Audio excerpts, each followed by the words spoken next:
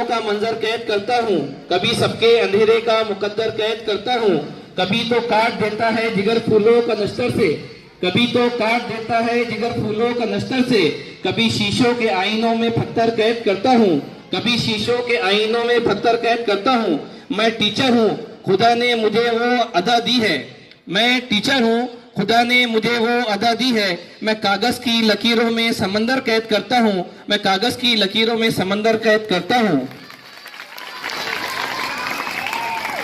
मैं स्टेज पर मौजूद और यहाँ पे मौजूद तमामी सामाइन का बाल आनंद महोत्सव 2024 और खेल उद्घाटन सोहरा